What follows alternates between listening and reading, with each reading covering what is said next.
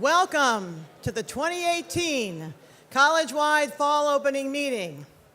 If perchance you're stuck in the back, there are seats in the front of the auditorium. Please come down and join us. And I'd also be able to actually see you. I'm Kimberly Kelly, Vice President and Provost here at the Rockville campus. On behalf of our faculty, staff, and students, welcome. It's been an eventful summer. The big news is the river at Rockville. Perhaps you've heard of it. Yes, we did consider small seacraft to get around the buildings that were affected. There were, all kinds of different options, but we opted instead for steel-toed, waterproof boots. 8 buildings were affected, but luckily, the quick action on the part of facilities staff made it possible to address the water issues, save the technology. No computers were lost. And those who had to leave their offices were able to return in 3 weeks. Wood, James Gillis, Rockville Facilities Director, Marvin Mills, Vice President for Facilities and Security, Dr. Monica Brown, Dr. Tonya Mason, Donna Shenna, they're all backstage, Giannis Forsyth, Phil Hawkins, Bob McCullough, the IT asset and management staff, and any facility staff who are here today who are involved in the water abatement, repair, and the return of staff to their offices, please rise so we can give you a big hand for your hard work.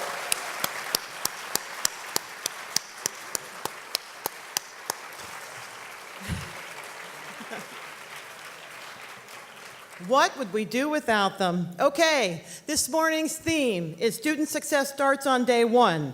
To prepare for the fall semester, I thought it would be valuable to think about what a welcoming community we are for students and community members from around the globe. This summer's Salvadoran American Festival, for example, attracted over 7,000 attendees and was hosted for a second year at the college.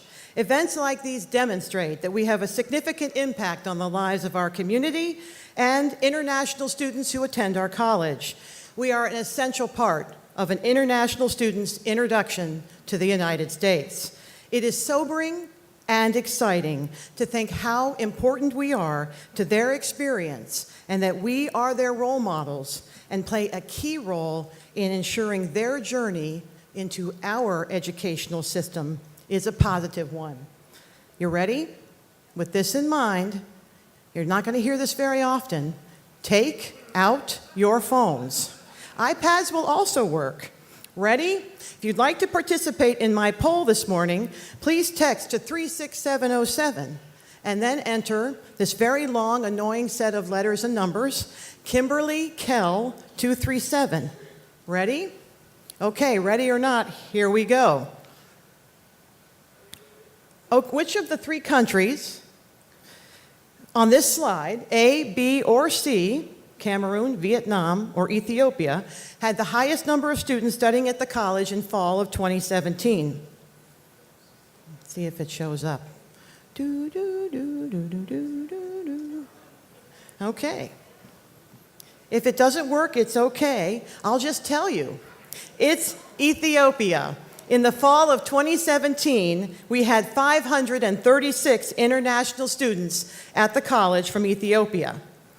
There we go. Good for you. All right. Are you wondering what the second highest was? Cameroon. I heard a lot of Cameroons. All right. Next, we'll look at the students at the college who came for political asylum on a political asylum visa. Which of these 3 countries, the Democratic Republic of Congo, A, Cameroon, B, or Ethiopia, C, were the country where there were the most students on political asylum visas? Okay then, it's Cameroon. And second is Ethiopia. That tells us a lot about what we think about the Democratic Republic of Congo. All right, going on. As you welcome back your students, it's important to remember how the college provides opportunity to many and a chance to create a new life in a new country. The top 5 most heavily represented countries at our college: Ethiopia, Cameroon, El Salvador, China, and Peru. Okay, moving quickly back to the states, which of these three locations bring the most students to the college other than the state of Maryland? Is it District of Columbia, Virginia, or Delaware? Okay, you have redeemed yourself, indeed. It is the District of Columbia. However, unlike our international students, Maryland is reported to be the home state for 97% of our students. While we are very international, stateside we offer the greatest benefit to the state of Maryland through our educational programs. And these data tell us that we have further opportunities, hint, hint, to reach students beyond Maryland's borders. It's the beginning of the semester. What a great time to reflect on who we impact the most and how we can reach currently underserved populations right in our own backyard, perhaps. You are the college's ambassadors. So thank you for making students feel welcome and ensuring they have a positive experience at our college and, of course, in our country. Moving on, it is now my privilege to welcome Kathryn Giovannetti to the stage to provide the governance update for today's meeting. So let's give her all a big hand and welcome back.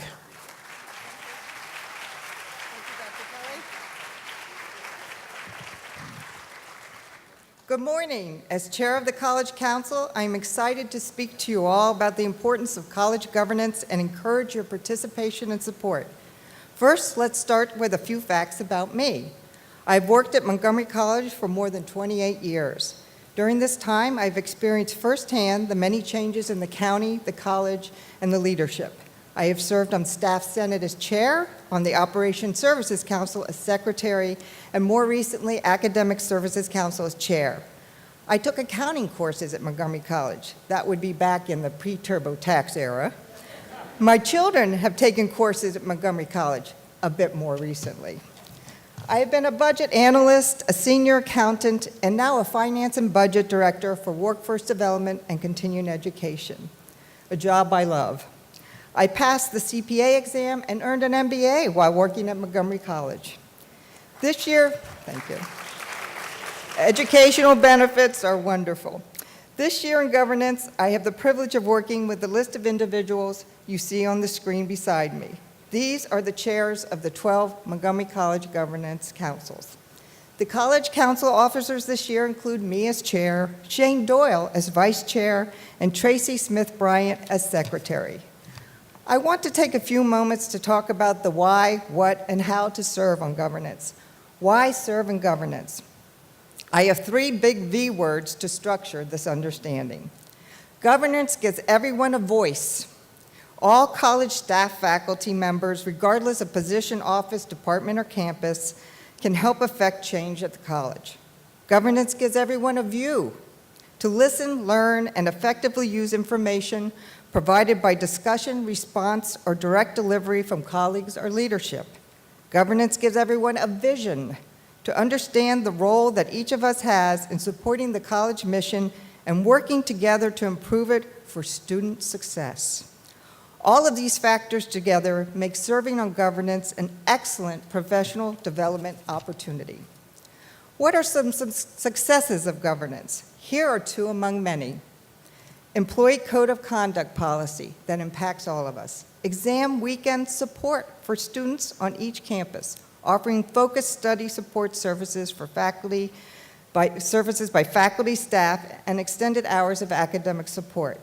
Check out the governance website for all the council activities and actions.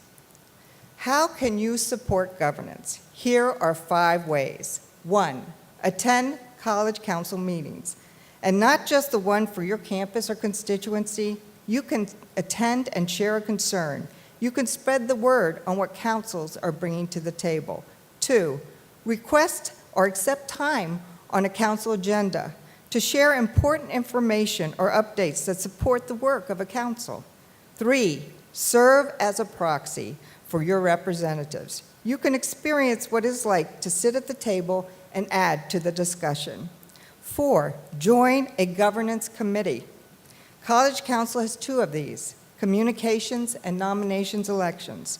Staff Council heads up the Staff Enrichment Day. Councils have ad hoc committees that are established during the year to deal with specific topics. 5, nominate yourself or others in the election time in spring and vote. Again, visit the MC Governance website for more information. I am looking forward to a productive governance year with all of us participating together, supporting our students to succeed from day one. Thank you for your time this morning.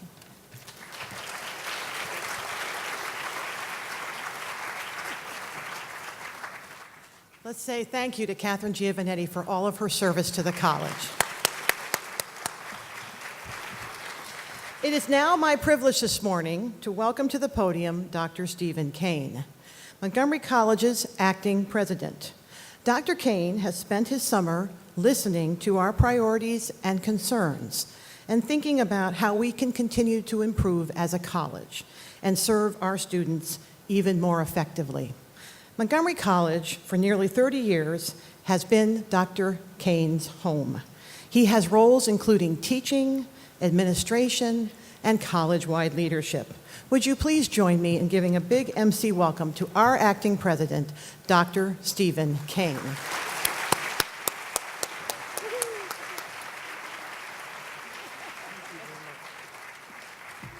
Good morning. Welcome to the 2018-2019 academic year. So wonderful to see all of you here today. And I have to say that I would love to see Dr. Kelly in one of those small sea craft that she mentioned on the campus. It has been a hot summer, but boy, has it been a wet summer as well. More rain than I think we've had in a very, very long time. So if she does get one of those craft, I think we're going to change her title from Vice President and Provost to Vice President and Provost and Captain. So I hope you had a great time or a great opportunity to reconnect with colleagues this morning here in the Robert E. Parilla Performing Arts Center as we kick off the year. And I hope each of you was able to have a chance to rest, relax, and rejuvenate over the summer. I want to welcome all those who are watching us by live stream as well from their offices and work sites around the college. And I'm so glad that you can join us this morning too. So with us today are some special guests. Help me acknowledge two members of our Board of Trustees who are here today. Trustee Dr. Michael Brintenall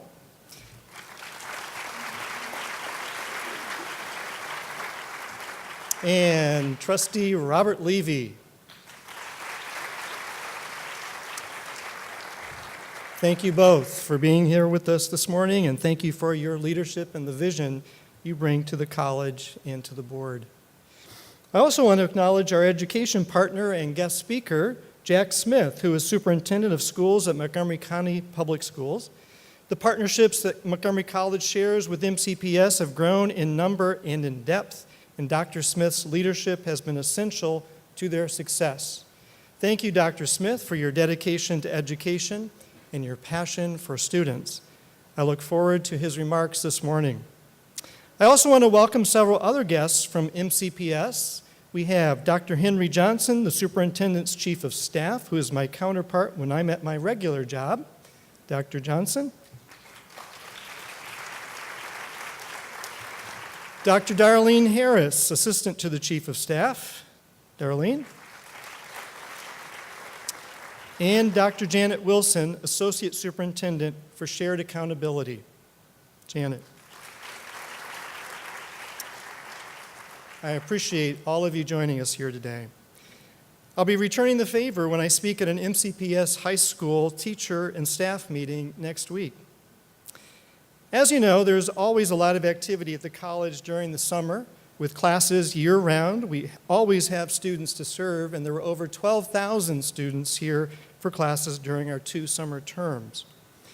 We had dozens of activities on our campuses that drew thousands of people to the college for the first time, so we're hopefully looking at some future Raptors in these pictures here.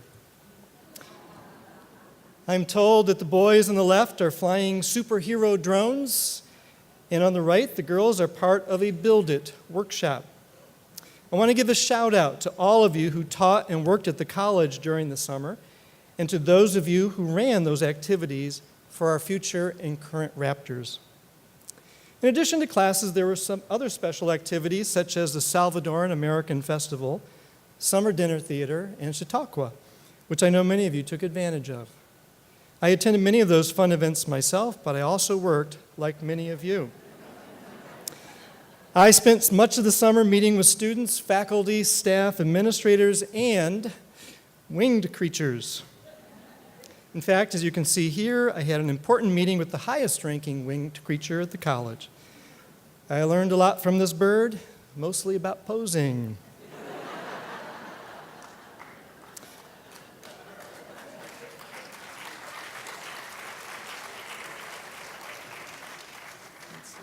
No.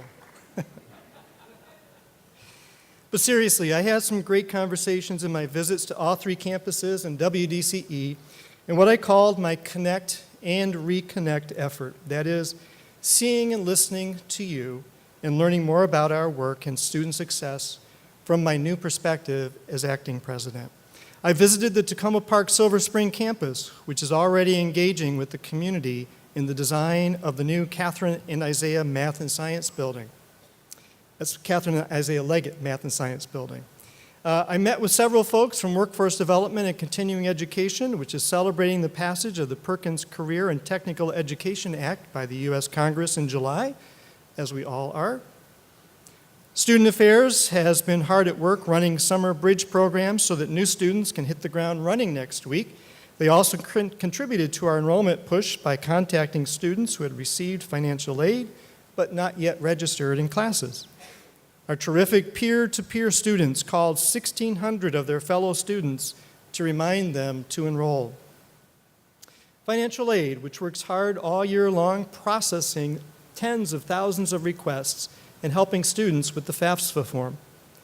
I know they're already preparing for the fall 2019 semester when the Maryland College Promise Act will provide some additional state funding to some of our students. And Facilities has done a heroic job of managing the flooding at the Rockville campus. To those of you who were displaced by the water intrusion in late July, thank you for your patience as we worked on repairs. I joined an inspection of the affected buildings and saw how flexible faculty and staff were in moving from the Counseling and Advising building in Campus Center to alternate workspaces during the repairs. And I saw everyone striving to keep services to students on track. We expect the repairs are just about finished. Finally, the Montgomery County Council continued its summer work as well. Last month, I testified about RISE Zone status for the Pinckney Innovation Complex at the Germantown campus. RISE stands for Regional Institution Strategic Enterprise Zone, which we are hoping will attract a developer for the PIC-MC portion of the Germantown campus. So I've been at the college for a long time, but stepping into a new role this summer allowed me to see things from a slightly different angle. These perspectives reminded me how it feels to be new in several ways. To those of you who are new at the college, I say welcome. I and all of your new colleagues welcome you to the Montgomery College community. Would all of the new faculty, staff, and administrators please stand for a moment so we can recognize you. I see some of you right here, over here.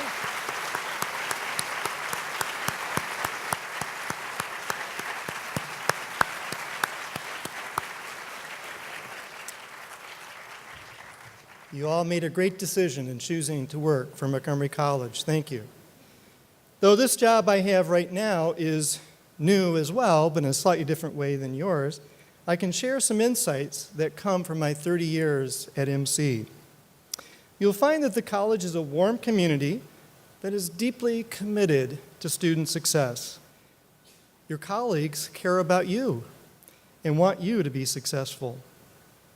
For those of you who know Dr. Pollard well, this will be old news, but for the newcomers, here's a reality you will grow to appreciate.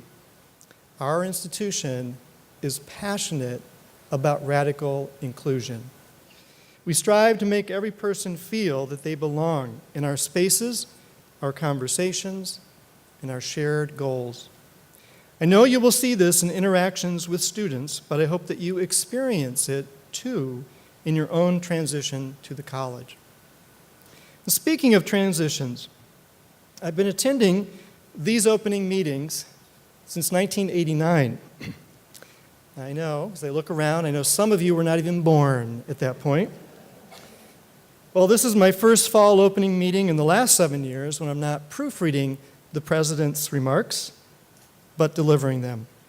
Some of you already know me well, but for those of you who don't, I've served as Dr. Pollard's chief of staff for 7 years. Before that, I had 2 interim dean appointments, followed by 2 permanent dean appointments, serving on all 3 campuses and in WDCE. I actually started at the college as a part-time faculty member in January of 1989, teaching introductory chemistry at Rockville. That summer, I taught organic chemistry at Tacoma Park. I was then hired as a full-time faculty member at Germantown and also taught special chemistry for kids classes in WDCE. So in addition to being dean across the college, I was also fortunate to teach at every campus and in WDCE. Though I've not been at the front of a classroom for a little while, I've continued to tutor, and last fall I was able to serve as an embedded coach in a chemistry class. Those experiences as faculty member and dean at every campus in WDCE taught me a lot about Montgomery College, about our students, our employees, our resources, and our values. People sometimes talk about the differences among our campuses, but I would argue that the similarities far outweigh the differences. Students are students, and they've come to Montgomery College to change their lives. All of them, black, brown, white, Asian, Hispanic, citizens, immigrants, dreamers, rich, poor, high school valedictorian, high school dropout, male, female, straight, LGBTQIA, young, old, veterans, single parents, first-generation college attenders, and individuals with degrees seeking to change careers. All of them come to us for their higher education. Our job is to empower each and every one of them to fulfill their potential and to realize their dreams. So, I feel a profound affinity for our students. So you see, I went to college myself with the help of the Maximum Pell Grant, plus the maximum state financial aid, and 2 loans. I was a first-generation college student myself, and I know that my single mother was doing all she could to put me and my 2 sisters through college, even as we survived on food stamps and welfare checks. The work that Montgomery College does around food insecurity, financial aid, and support for first-generation college students resonates with me on a deeply personal level. I know I'm not alone in this feeling. The mission of the college is personal for all of us. Our belief in radical inclusion is personal. Our work for social justice is personal. I love that we take things personally at the college. Our work matters, our mission matters, because our students' lives matter to all of us. What we do better than any institution I know is that we work to understand the complexities of our students' lives. Then we design services to meet them at almost every point of need. The best way to do this is to imagine being completely new to the college. I asked a few students this summer to tell us what new experiences at the college made them anxious, and the results reminded me of just why we do this work. Let's take a look.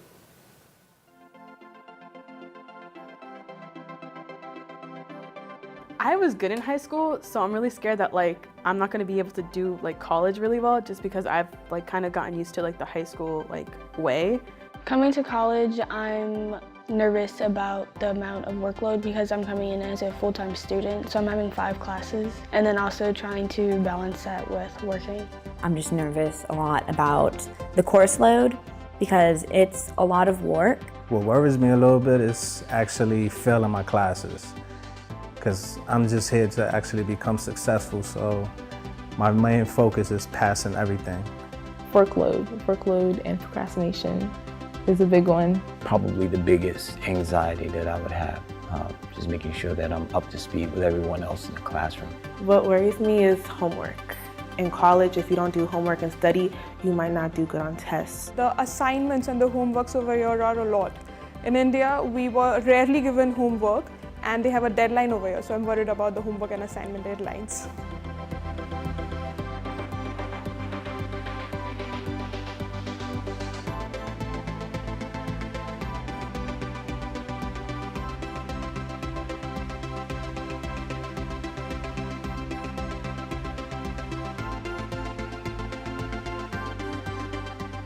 I'm the oldest of 4, so I have a lot of family and that are coming to college too. So financially, yes, I am worried. I'm worried about, failing a class and having to just pay that money. It's out of pocket really for me, because right now I come from a family that's, we're not really as stable as, one family. So I'm very concerned about that. For students like myself that have children or a little older that we have to pay for our own bills, it's a challenge.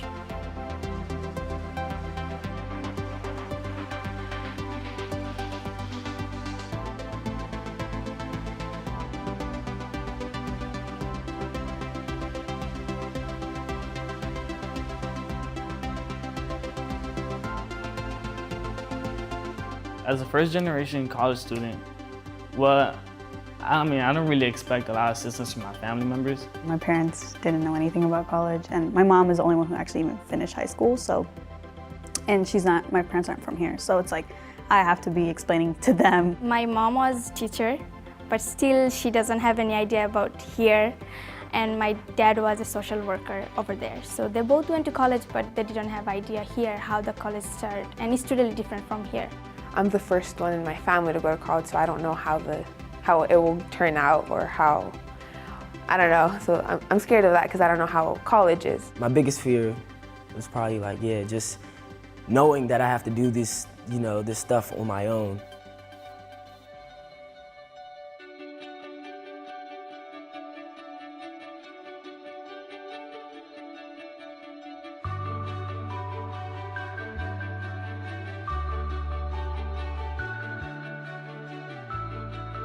What I'm concerned about is being able to balance work and school. Time management, I know that I'm going to be working and also have time to study and come to school. So I'm honestly worried about that and not being able to work both. I have a job. So right after I leave from here, I go to work. It's a challenge. Right now I'm a pastor's kid, so I have a lot of responsibilities with the church, and also working, and I don't know, I just want to figure out how I'm going to manage my time.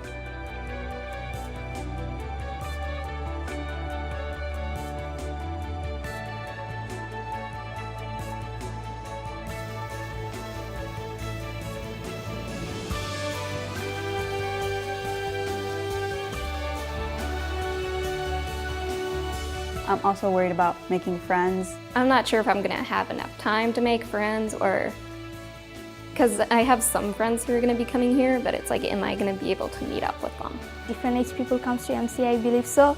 So I believe it's gonna be pretty hard for me to find new people and friends. Concerned about being a little older than my fellow students, and just being able to interact and communicate effectively.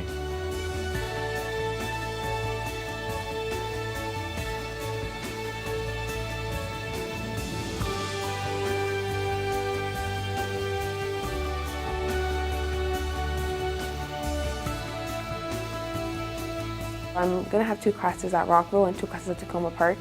So one of the things that I'm kind of worried about is if I'll get to the classes on time. I'm worried about getting to school because I know that I'm not driving because I'm too scared to drive.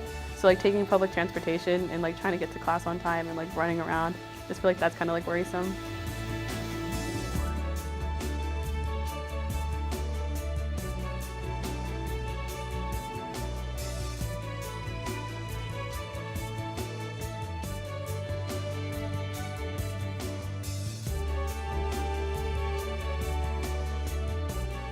I don't know how the teacher would be. So I'm scared about that, how the teacher reacts with the student. I really like history and English, stuff like that, and what scares me more is the math. Finding my way around definitely, because it's a lot of places to go, a lot of places to be, maybe not enough time. Professors definitely, they could be hard, they could be tough. Back in India, we used to speak the Queen's English, and it is a bit difficult for me to understand what the professor will be trying to say.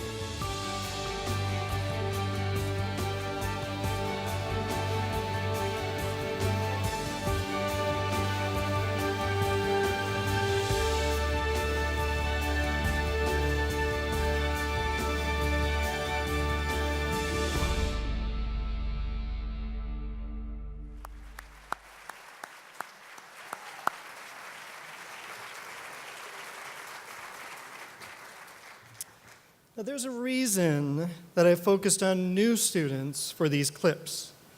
It's not that they matter more than other students. All of our students matter. But note, though, that for these students, and several thousand more like them, next Monday, August 27th, 2018, will be their day one attending college. Their day one at Montgomery College. Day one, pursuing a higher education, day one on a journey to fulfill a lifelong dream. As you saw in the video, new students come with a mixture of emotions, anticipation, hope, excitement, all coupled sometimes with anxiety, confusion, and maybe a little fear. Think back to a day one in your life. Maybe your first day in college, and try to remember what was on your mind. Remember the concerns and remember what carried you through to be successful. Students like the ones we just met in the video are juggling so many new experiences at once that they might lose sight of what brought them to college. We want them to hold on to the hope and the passion that brought them here, because that's what will carry them through to completion. Think about what we can do to make their first hour, their first day, their first week welcoming, to set the stage for success in their courses, in their programs, their careers, and indeed in their lives. Not all of our students have figured out their academic paths yet, but most of them have a sense for what inspires them. The more we ask them about what they envision, the more likely they are to form goals, and the more likely they are to see how their work at the college can nurture those dreams. Especially at the very beginning, each of us can help them by looking for ways to smooth out the bumps that come with anything that's new. Then they're more likely to find their rhythm with the things that really matter. Now, there are dozens of ways in which our new students this fall will need attention. Of the 20-some thousand students we'll have on campuses this semester, roughly 3,000 to 4,000 of them are new to MC, new to college, new at seeking higher education for the first time. They need us to make this a good experience for them. The good news is that the return on investing in new students is very high.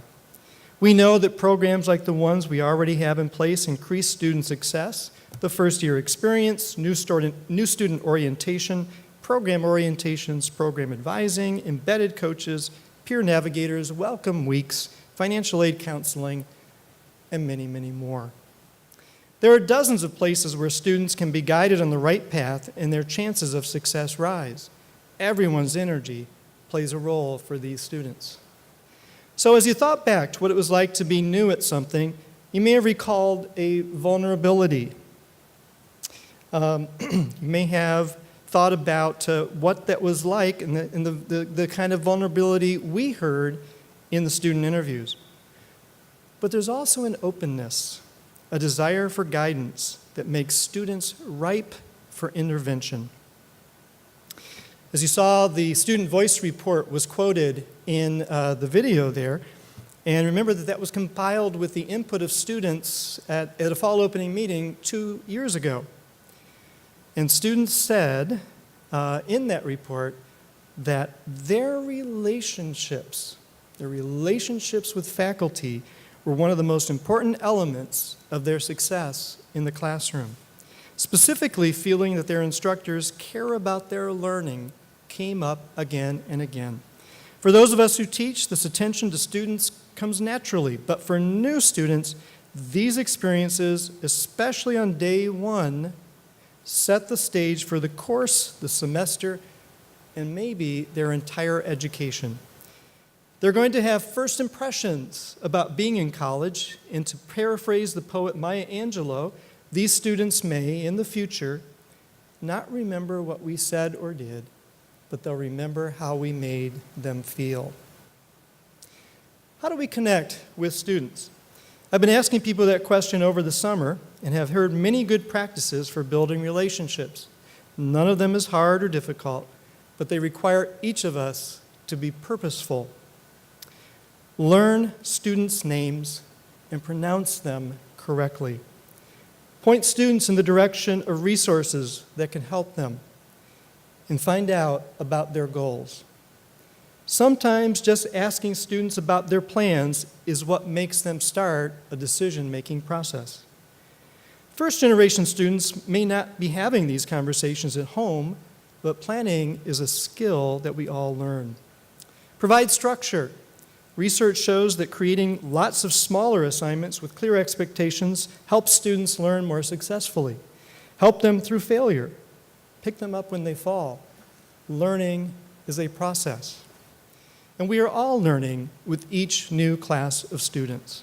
In fact, to help us, I suggest that we all share our tips for helping new students, because many of them will cross disciplines and departments.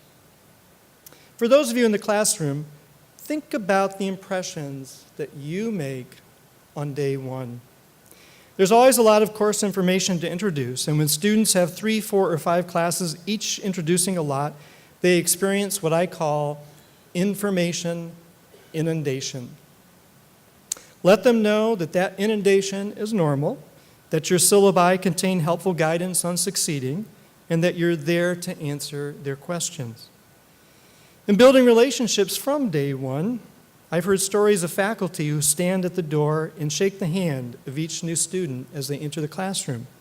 I've heard stories of fun icebreakers to ease the tension. So I mentioned earlier that I went to college, and when I went to college, there was no one in my family who had traveled that path before me. So my being successful in completing college was far from guaranteed. A lot of support and guidance from caring people made a difference. Ultimately, my sisters went to college and graduated too, and my mother completed her bachelor's degree at age 74.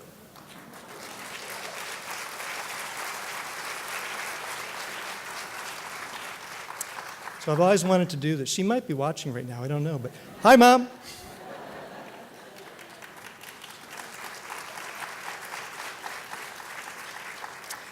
So in her early 70s, she was willing to make herself a new student. And I'm sure some instructors had to think about their teaching and connecting a bit differently when they saw her in their classes. So these are a few ideas for connecting with students. You probably have great ideas you could share as well. I'm going to ask you to post and tweet about what you're doing to welcome new students and connect with them. We can all think of something unique or borrow a technique from a colleague.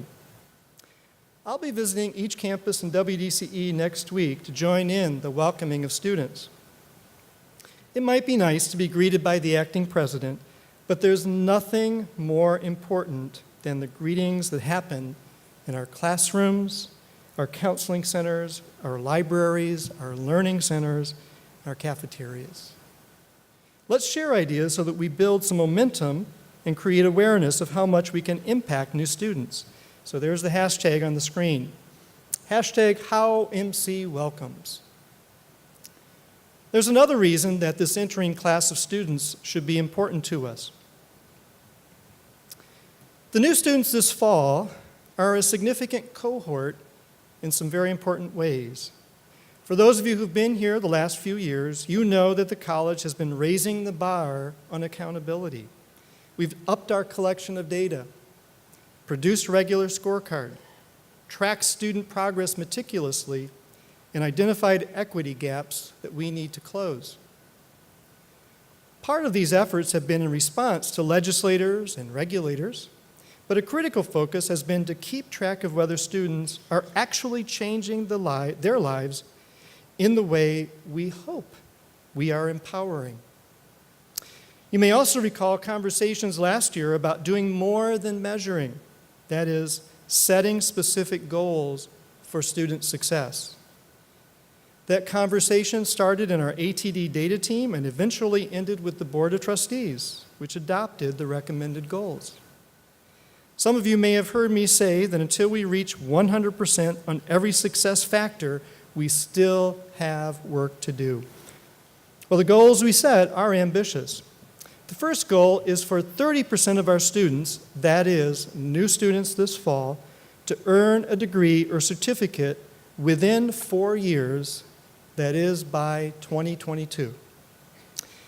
30% is far from all students, but note that we're at 21% right now. So 30 requires us to strive harder. The second goal is that 50% of students should transfer successfully by 2022. Currently, about 36% do so. Finally, we'll be watching how many of our students go on to earn a 4-year degree after transfer, and we have set 38% as our goal, where about 35% do so now. All of these goals are reachable as we apply everything we've got to educate and support our students. No stone should be left unturned, and no academic standards should ever be compromised. We design these goals with a thorough understanding of our students' strengths and challenges, and I know that every one of you would actually like to exceed them. What will it take? Well, I recently saw a tweet that said this: "Find me someone who settles for average in teaching, and I'll show you someone who doesn't understand the magnitude of the mission." If you remember to bring your why to the work every day, you'll inevitably bring your best self to the work as well. Your why will sustain and fuel you. I think this speaks to all of us. Our work matters because our students' lives matter. At our best, Montgomery College is a mission-driven institution because our students are at the center of our purpose. It is impossible not to be inspired by them. For those of you who are data aficionados, you might note that these goals are founded in the Maryland state framework for tracking, not the federal framework. Data gurus sometimes debate the best framework, which students to count, and how long to track them. Should it be just the full-time new students or all new students? Should they be tracked for progress over 2 years or 3 years or 4 years? So all that matters for our charts and our reports and our scorecards. But the only fact that matters when you have a student in front of you is that student and that student's success. What does that student need, and how can you help? To dig a little deeper on the issues of new students, we'll be conducting a standardized and random survey this fall of new students. It's called the Survey of Entering Student Engagement, or SENSE, S-E-N-S-E. Planning for it has already begun, and a number of class sections were selected randomly to participate. If you're contacted, I hope you can integrate this into your class schedule, and I thank you in advance for your assistance in helping us to better understand our students. Creating these student success goals that fit our students and the realities of community colleges has been a process of several years. It took our Achieving the Dream coaches to help us see where we were and then to help us imagine where we could go. It took the first-year implementation of the academic master plan to set us on the right path with OERs, scheduling changes, DFW strategies, and the developmental redesign. It depended on the Student Affairs Master Plan to build programs like ACES and plan for the supports all students need to progress in a timely manner. And it required the confluence of the planning for Beyond MC 2020 to provide the inspiration we needed. Now, as we align all of our institution's best thinking, all of its strongest student support tools, and all of its refined data sets, we're ready to tackle these goals. I encourage you to participate in the strategic planning efforts launching this fall as we prepare the college for what comes after Montgomery College 2020. Well, we're also simplifying the processes of student learning outcomes assessment. As you probably heard, drum roll, the college was officially reaccredited in June.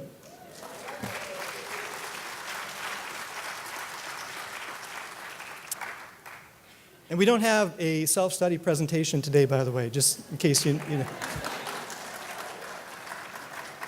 Dr. Tom said. So the Middle States Commission on Higher Education reaccredited us, sent us a letter, and they actually commended us on the quality of our self-study. And that is a salute to everybody here, because that was an entire college-wide effort in that work. And although we had no required actions, 2 recommendations by the visiting team were ones that the college already had in its sights to streamline the learning outcomes assessment process. We want to have some clarity in the process and to have outcomes better aligned with assessment. We'll also be integrating all of the self-study recommendations and suggestions into our work and our strategic planning. Those of us who work in higher education in the U.S. today are called to adapt in order to help students succeed. According to the American Association of Community Colleges, 36% of the 7 million community college students in the U.S. are first generation. In fact, the realities that presage these changes are evident at earlier levels every day. In a few moments, you'll hear more about that from Jack Smith, Superintendent of Schools for MCPS. The teachers and administrators at MCPS have been facing the same challenges as the college, but in the K-12 sector. So if you think it's challenging to serve students with additional needs in college, imagine the complexities of those students at younger ages. About 25% of MCPS grads come to MC right after graduation, and about 39% come within 2 years. That's a lot of students from MCPS. When you look at it from the point of view of all of our students, about 55% of them are former MCPS students. This is one of the reasons that the college has recently designed the CREATE program to produce more teachers. CREATE stands for Culturally Responsive Educators Aspiring for Teaching Excellence, and the program serves college students working towards teaching majors in Montgomery County. There are currently 90 education majors enrolled. We're also working to get more paraeducators upskilled to become full teachers, which will also help more underrepresented students to see faces like their own in the front of the classroom. One more program that is helping prepare more teachers for MCPS is the Alternative Certification for Effective Teachers, or ACET, for people who are working in STEM fields but not currently teaching and want to move into the classroom. There will be more than 100 ACET graduates teaching in MCPS classrooms this fall. I'm really proud of how much energy the college is putting into preparing teachers for MCPS, and much of that is due to Jack Smith's leadership. From his arrival, Dr. Smith saw what we could do in partnership, and he looked for ways to collaborate. He's been a creative, tireless partner in these efforts. We are seeing results not only in our teacher training, but in the early college program, which starts this fall, allowing students to earn a high school diploma and an associate's degree at the same time. In another program, in fact, through the middle college program, we had our first graduates who had their associate's degree and high school diploma at the same time this past spring. Yeah, that deserves a big round of applause. How exciting for those students. Our dual enrollment numbers are also up, and that's due to the willingness of MCPS to partner with MC to give new opportunities to high school students. So we're very grateful for Dr. Smith's leadership. I would be remiss if I didn't mention the ACES program, which is expanding to 2 new schools this fall. It now serves 14 schools and has guided 169 students to graduate from Montgomery College. and there are 58 ACES students enrolled at the universities at Shady Grove. Now that we have the structures in place to propel our students to success, I believe we will continue to see the improvement we saw in last year's Student Success Scorecard. If you recall, our retention rates were at an all-time high, and retention fuels completion. Our fall-to-fall retention was at 66%. That's up a full 6 points, as you can see.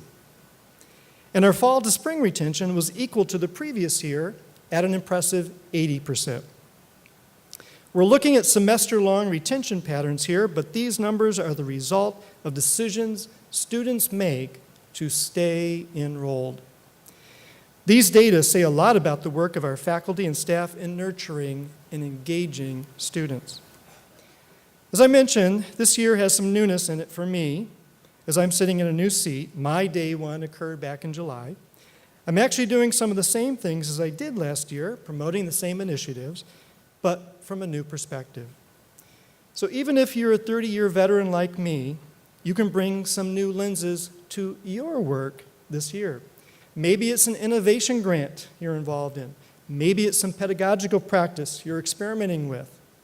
Perhaps you have an embedded coach in your class for the first time, or you're serving more dual enrolled students this year, or maybe you're using OERs for the first time. There is a day one tucked away in all of us at the start of any fall semester. If you're entirely new to the college, you'll have a slightly different take on this. Today may be your day one, and at the end of this week, you'll realize how much there is to soak up in the first semester. But don't forget that you bring new lenses that can benefit your students and your new colleagues. You can help us to achieve more success. I urge you to make that part of your goals, to share your experience as well as your newness with the college community. Former U.S. Secretary of Education Arne Duncan has a new book out called How Schools Work, which has some terrific lessons in it. In a passage that struck me, Duncan writes, "The vast majority of teachers are heroes who are defying the odds. The simple fact is that quality teaching matters more than anything. After parents, teachers are the most important people in a child's life." I know he's talking about K-12 here, but I also know from the discussion he had at a local bookstore last week, he believes that college teaching is just as important. In the book, he goes on to say that great teachers thrive because they are a special kind of people. They are uniquely attuned to the complexities of students' lives. They pay attention to their learning. Their classrooms are not just places where they teach. It's where they're called to be. That is the spirit that I see in so many faculty and staff at Montgomery College. There's a deeper level of engagement here. People don't teach just to have a job. We teach and work at Montgomery College because we're on a mission. So, welcome to the fall semester. I invite you to recommit to our mission of empowering students, and let's make day one, and indeed every day, a day for student success. Thank you.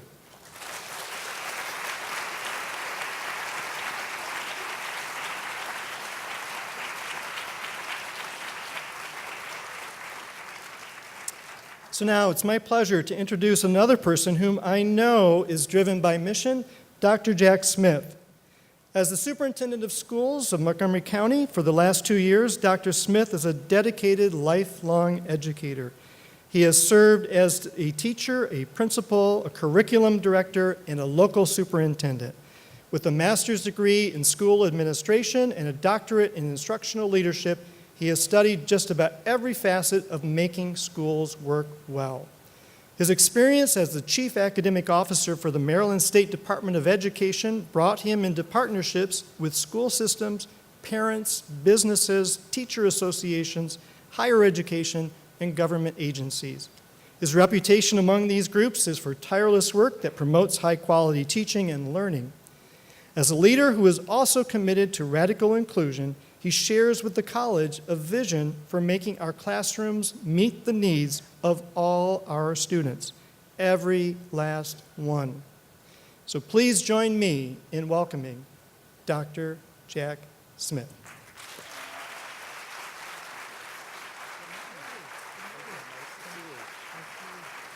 Good morning.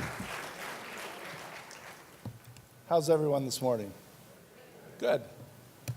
So I was listening backstage to Dr. Kane, and we didn't compare notes, but I'm going to talk about many of the same things from a slightly different perspective that he shared with you this morning. And I think it's particularly important that I start today by saying that one of the very best surprises that I found when I moved to Montgomery County was the relationship between Montgomery County Public Schools, Montgomery College, and the Universities of Shady Grove. As someone who's traveled all over the state and worked in every county for 3 years, it doesn't exist everywhere, folks. And we should cherish it and value it and protect it. That cooperation and relationship means that students get greater opportunities, they learn more, they have more acceleration, they have more support, they have more collaboration than they might necessarily get otherwise. And so we really need to protect that as organizations and as individuals across this county. So I want to talk for a few minutes about our work now and in the future, because our work should only expand. And I'm going to put my watch right there so that I will not go long. And I'm going to see if this will work. There it is. So when I first came to Montgomery County Public Schools, and I had spent 3 years at the state before I got here, so I knew quite a bit about the county from my state work, what I found is there were decades worth of students that had done so well in this community. So well. They had gone on to living wage jobs, they had gone on to highly competitive colleges, to Montgomery College, to College Park, all over the place, and they looked back very fondly at their experience in Montgomery County Public Schools and in this institution and in life. Many, many students who had done so well and had tremendous opportunities, not all. And that is the problem, the question that we have to address in this county, in this state, and in this nation. How do we maintain the high level of excellence for so many and increase it for the students and the student populations where it has not been true historically and continues not to be true today? There is no such thing as mediocre equity. There is no such thing as that. So how do we raise the standard and the support and the expectations for all students and then help them get there so that they walk into your doors and all the other doors that can be open to them? So when we say all means all, that's what we're talking about. All means all. If we're going to say we're going to meet the needs of all students, and I just heard those words from Dr. Kane, and I've heard them from Dr. Pollard many times. How do we find a way to reach all students? And I used to have principals during the No Child Left Behind era when it was 100% of students would reach the proficient level by 2014 that say, well, 100%, that's unreasonable, Jack. We're not going to make it. How can you hold us to that standard? I'd say, okay, you decide. You decide which ones aren't going to make it. Walk down the hall. There are 4 second grade classrooms, and just choose one and say, you 23 students aren't going to make it. The other 77 are. Really? All has to mean all. If we move, that's success. If we move far, that's greater success. And if we can get to every single student, then we can maintain. But until we get to every single student, there is no maintenance. It's about reaching every student. So we have a system for doing this. And we look at 4 areas. The what we're going to do is improve teaching and learning. And when I first said this in Montgomery County, some of the people said, what do you mean? We're a great school system. What do you mean we need to improve teaching and learning? We need to improve it anywhere we're not reaching students. Anywhere that students are not getting what they need, we have to find the way to get them what they need to take those important steps along the way. We're going to do that by focusing on learning, accountability, and results, focusing on human capital, operational excellence, and community partnerships and engagement. This is one of those partnerships. I'm going to talk especially today about learning, accountability, results, and human capital, and know that woven all the way through it is this partnership, and I will point that out several places along the way.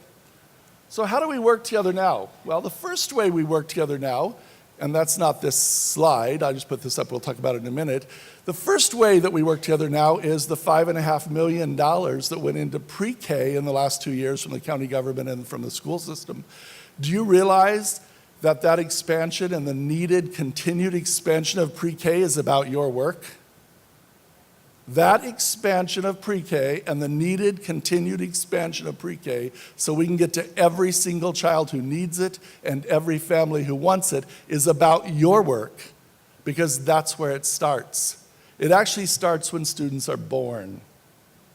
It actually starts in prenatal care.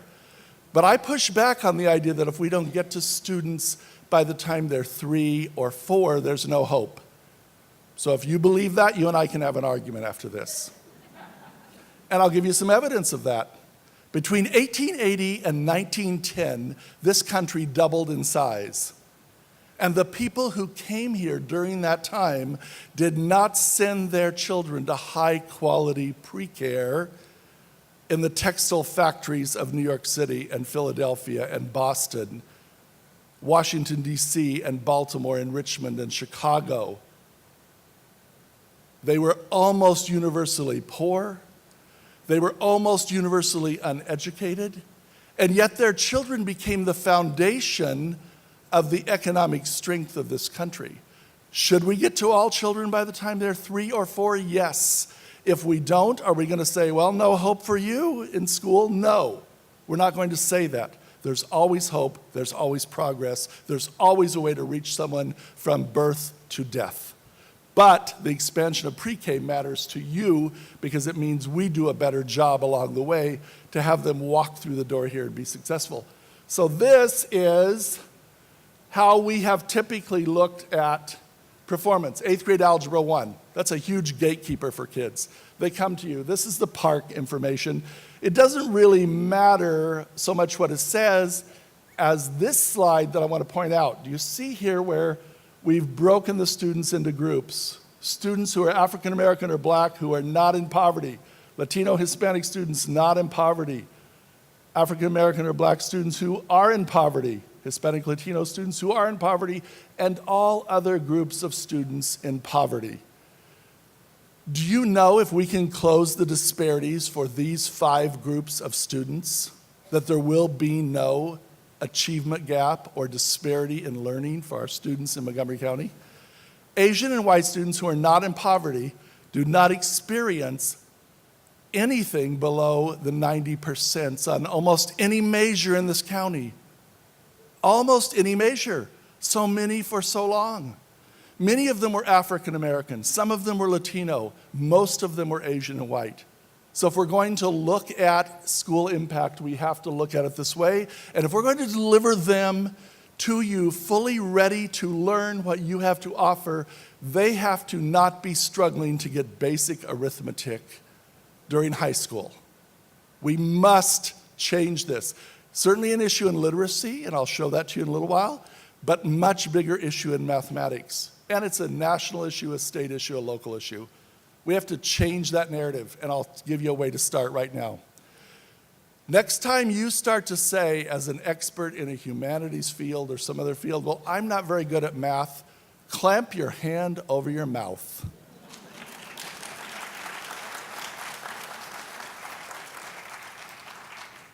I'm kind of a smart guy because I married a math teacher. I'm an English teacher. She taught me that when we first got married. Don't say you're not very good at math. Don't say that. That puts something in people's minds. So we've got to change that mindset. Everyone can be good at math, and math is everywhere. We have to change it if we're going to change what happens for students, because students cannot and should not go through Montgomery College, USG, any higher ed, without knowing a threshold level of mathematical reasoning and understanding. They don't all need to be science-based calculus whizzes, by the way, just like they don't all need to read Chaucer, by the way. And I like Chaucer. I like Thoreau. But not everyone needs to be deeply in that to be an educated adult. I won't ask you to raise your hand or stand up if you agree with me. Let's think about what we ask of people. But they do have to meet a threshold. I will not say basic, I don't believe in basic, but a threshold of understanding. And this is the work we're doing that I am so pleased about. If you look here at students scoring proficient, that means they've met the high school graduation requirement of the external test, 3s, 4s, and 5s. These are the percentage changes, but look now at the next slide. These are the actual ends. Students from 2016 to 2018, we almost doubled the number of students who are not in poverty, who are African American or Black. Hispanic students, students in poverty of all races. We've got to change this. And the way we change it is to believe in our students and help them believe in themselves and learn the material. Our number one only purpose for existence, and I would offer the same is true for you, is learning. There is no other purpose. A diploma, a degree is a result. It's a result of learning. Our job is learning. So when we say, Jack can't learn math, we have defeated our own purpose. This is our work right here. These are the students who received a 1 or a 2 in Algebra 1. And I'm very excited that these numbers are leveling off. We're adding more students, and yet we're seeing the numbers stay the same. We're seeing more students learning more math because we're believing in them more, and we're actually looking for a variety of ways to teach them math. We want them to come to you having met a threshold of mathematical understanding, not being able to pass the AP Calculus 2 test before they sit down. We've got to do this together, and you're helping us, and we'll show you a program in a few minutes, by having an Associate of Arts dual enrollment mathematics and math education pathway for our students. Students who can become completers both with us and you simultaneously. These are the sorts of things we have to do differently and with one another. More of that. So now let's talk about this for a minute. This is College Career Ready Act of 2013. You can see here that my claim, there it is right there, red button, see right there? Asian students, 94% of them in literacy and 89% in math. White students, 93% in literacy and 84% in math. There's a significant disparity. These are the students who are walking into high school next week as seniors. But if we only pay attention to this, it's too late. We have to pay attention to pre-K and elementary school and that critical middle school experience. And then as they walk into high school, they can be ready to choose what they want to choose in life. A living wage job, MC, both, an internship, whatever it is, if we do this. And we need your help in so many different ways. One of the ways is in professional learning. How we do our professional learning has been very insulated. We need to be much more engaged with Montgomery College as we do professional learning around content, around instructional strategies, and around very important physical, social, and psychological well-being of our students. Why do we worry about the physical, social, and psychological well-being of our students? Because we need them to be ready to learn. Of course, it's the right thing to do. But let's just envision for a minute that we spent 13 years, K through 12th grade, only worried about that. And we didn't pay attention to whether they were learning content and process and skills. What would they be able to do when they graduated? Nothing. And how would they feel about us? Betrayed? Frustrated? We took very good care of them. But if we don't teach them, then they can't walk out and be independent individuals in this world who can choose and have agency and a sense of belonging and purpose. So we have to pay attention to this. And we have to change these disparities in elementary and middle school as students get to high school. And then you have to continue that work. It's so critical that you continue the work. Here you can see once again our 5 focus groups. We're paying very, very close attention to what happens because this talks to the impact of school. It talks to, can they transition, as Steve Kane just said? Do they complete their AA? It talks to their frustration, their sense of belonging, their purpose, all of those things. This is how we're going to look at our schools starting this year, by impact in these 5 focus groups.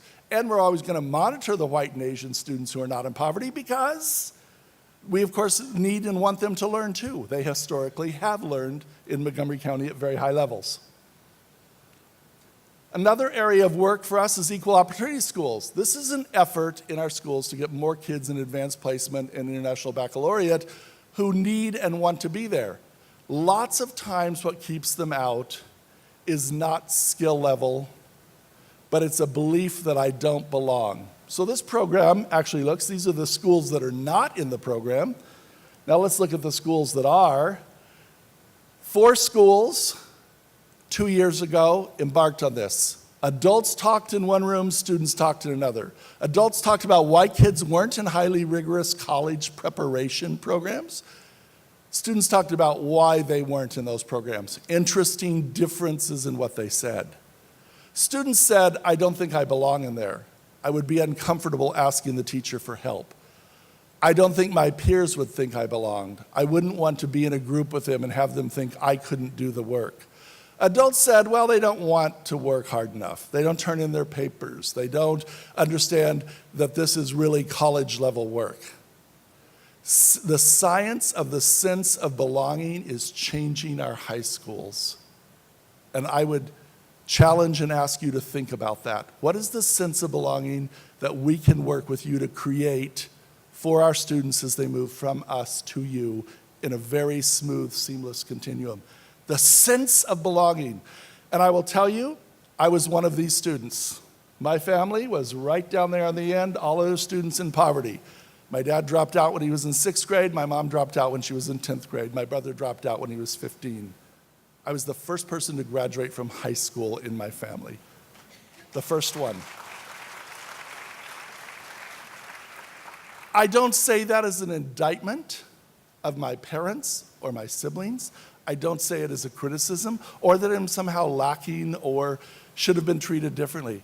I say that because of a couple of English teachers, I had a sense of belonging. And because of them, I went to college. They didn't fill out my SAT form or write a check. They told me, you can do this and we can help you. It made all the difference in my life. MCPS and MC can do this for tens of thousands of students if we set our minds to it. Here you can see I think you have all these slides in your packet, but you can see that we're going to go through 18 schools that have over 3,500 students of color and of poverty, and we're going to find those students and we're going to invite them in. We'll do 8 more this year and we'll have reached all 18, and we're never going to stop, and it changes the culture of the school. It changes the belief system of adults. It changes the sense of agency of students. ACEs. Steve talked about ACEs. 1,500 students. I can't take any credit for this program. It's a great idea. It's a terrific program. We support it and believe in it. It makes a difference for students. And there are the very numbers that Steve was giving you a few minutes ago. Terrific partnership. We need to keep it going, and we're going to increase these numbers significantly. Once again, we're going to look at everything through these 5 focus groups.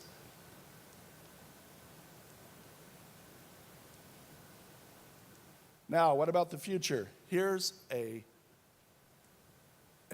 tremendous resource. In 2016, the winter of 2016, the State Board of Education said high schools in Maryland can award the seal of biliteracy. So we looked at the class of 2017, and we had 1,167 students who had shown that they are fully literate in English and at least one other language through external assessment, not just because I said so, but there was an external assessment. We had 1,167. The state, the entire state, had a total of 1,240.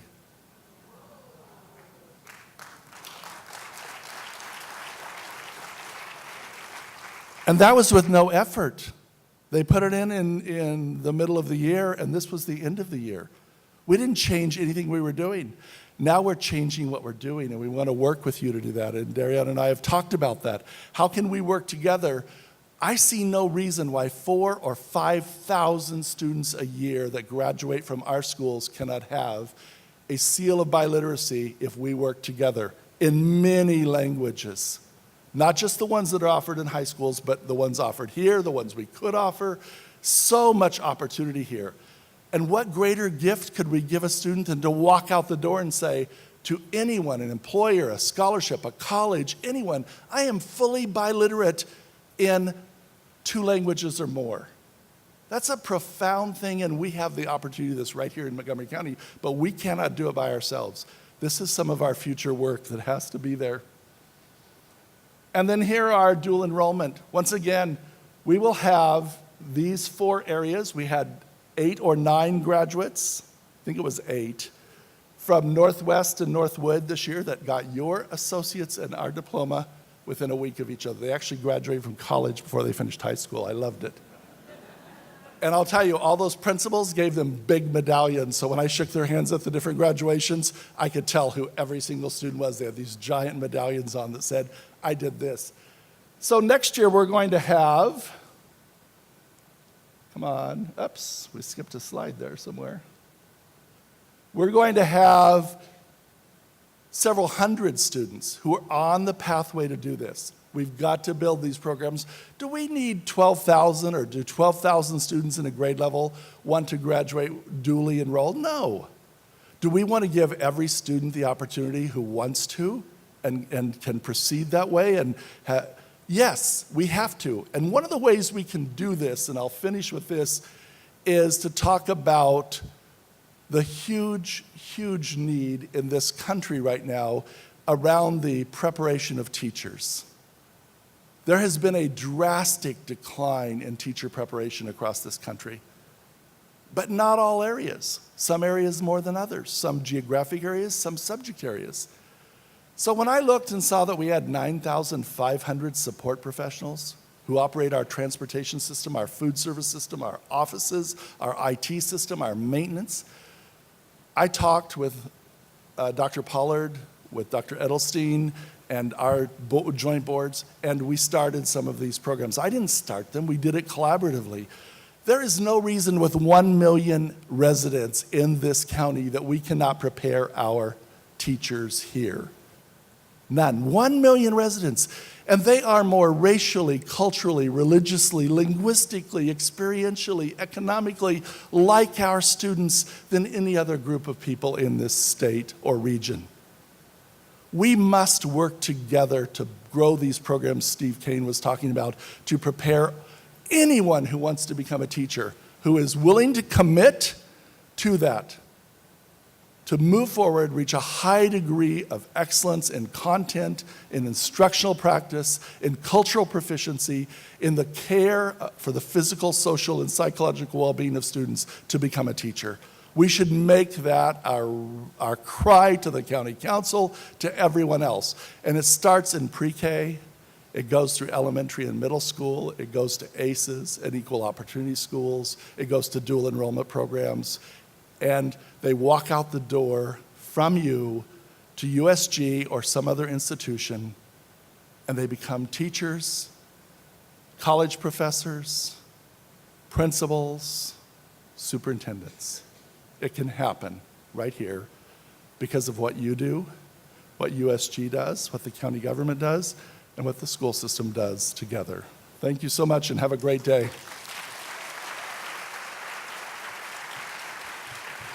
Thank you.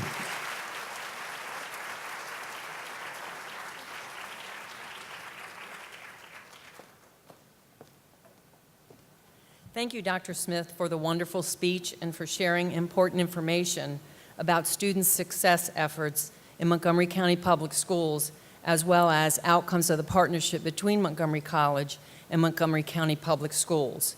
On behalf of Montgomery College, we look forward to our continued partnership to empower our students to change their lives. Good morning. My name is Donna Shenna, Interim Senior Vice President for Administrative and Fiscal Services. To highlight our collective efforts to drive student success, today's program includes 3 presentations. For our first presentation, please join me in welcoming our Achieving the Dream team, Professors Shinta Hernandez, Janae McFadden, Dr. Denise Simmons-Graves. They will share the college's student success vision.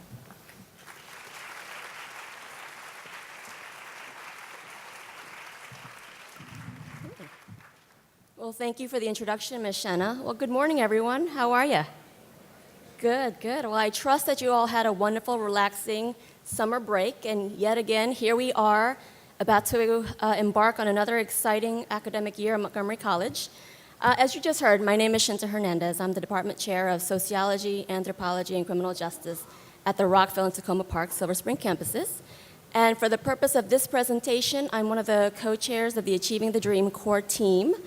And for those of you who are new to the college, and also a reminder for everybody who is a returning employee, the college is entering its 3rd year in this national network. And so this is a network of over 220 community colleges, a handful of 4-year institutions that span across the country in 40 states, and it serves in total over 4 million students. So you see it's a massive network. My co-chairs and I this morning are going to provide you with an update of this work. So on this slide, on the next slide, you'll see a flyer with a lot of text. Now, this is not meant for you to read it all. In fact, this is really to simply show you what you probably have seen all over the campuses all throughout the college. And this flyer was put up last year, and it includes the ATD Student Success Vision Statement that's on the left side, which was carefully crafted by the ATD core team a few years ago. And then you see the famous purple wheel on the right side, which shows the 4 institutional priorities that are the focus of the ATD work. And Dr. Denise Simmons-Graves will, in several minutes, talk to you in greater detail about the wheel, so stay tuned for that. Now, I want to spend some time talking with you about the student success goals for Montgomery College, which Dr. Kane had touched on during his presentation. And in fact, if you look inside your program, there is this really nifty handout, very colorful, with a graduate on the front, and on the inside you see all of the information that I'm going to present to you, but I'm going to talk to you a little bit more about some student success strategies that I'd like to share. So the spirit of ATD is to raise the success rate for all students and to close equity gaps. And as an ATD institution, we recognize that we must create a culture of evidence where there is routine practice of using data-informed decision-making to close the equity gaps and to improve student outcomes in a continuous cycle of improvement. So here we have 3 clearly defined metrics by which we will measure our ability to improve student success. These 3 student success goals are based on PAR data. Now, PAR stands for the Maryland Performance Accountability Report. And we do use a PAR cohort because it is a better reflection of the college's student population. So the focus would be on the year 2022, which is the 4-year point for students entering the college this fall 2018. All right, so this first student success goal that you see on the slide is for us to set the credential attainment rate to at least 30% in June 2022 for the fall 2018 cohort.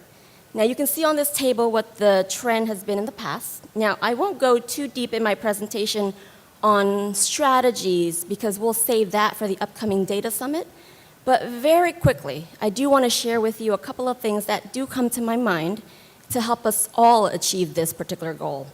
So one strategy that comes to mind could be that we require students to have appropriate advising early and often with counseling faculty and program advisors or instructional faculty advisors with benchmarks in place so that students know when they ought to be meeting with an advisor throughout their time here at Montgomery College. Another strategy to help us reach this goal can be to provide free course materials for the students so that they have access to their education on day one. And in doing so, we set them up for success from the very beginning. The second student success goal is to set the transfer rate by students who transfer from Montgomery College to a four-year institution to at least 50%. So that should be the next slide. And a possible strategy here that I would like to share with you to help achieve this goal include better aligning our curricula with area universities and better aligning our curricula with the needs of businesses and industries. Then we could increase the number of articulation agreements we have with these four-year institutions. Now, another strategy that we could do at the ground level could be to implement embedded advising or support services inside the classroom so that we meet the students where they are to help them reach their goals. Now, the third and final student success goal is to set the baccalaureate degree attainment by students who transfer from MC to a four-year institution within 8 years of their starting at MC to at least 38% in June 2022 for the fall 2014 cohort. So a possible strategy that again comes to my mind to help us reach this goal is to reduce students' time to completion at MC by, say, maybe offering alternative schedule and delivery, perhaps through offering more online courses during the 5-week extended winter session, or perhaps increasing the number of courses we offer through the dual enrollment program, which is the MC-MCPS partnership that was discussed earlier. So many of the strategies that I've talked about today and more can be found in both the Academic Master Plan and the Student Affairs Master Plan, which you'll hear more about later this morning. And as I mentioned earlier, there is a data summit this Wednesday in Globe Hall at the Germantown campus that I think it's important for all of us to attend. And also in your program is another nifty handout that says Data Summit. And it has all the information that you need to get there. And the event starts at 9 a.m. this Wednesday and concludes at noon. And at this event, you'll have an opportunity to discuss with your colleagues what data you might need and what student success strategies you might want to employ to ensure that your students be successful on day one. So no matter what your role is at the college, and regardless of the settings in which you interact with your students, whether it's inside the classroom or otherwise, this Data Summit can offer you a chance to have a deep dive with your colleagues. And to top it off, this event fulfills the multiculturalism diversity requirement of the college, another bonus. So thank you everyone for listening. I will now turn the podium over to one of the other co-chairs of the ATD core team, Dr. Denise Simmons-Graves.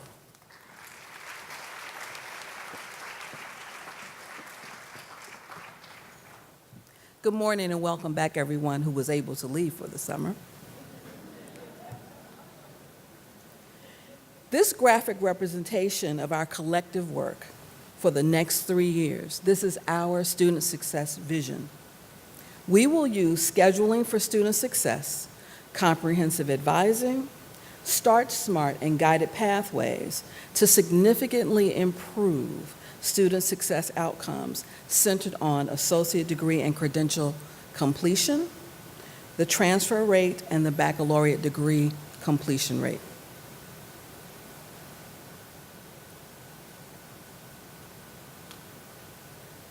We are using a tiered or a stair-step timeline.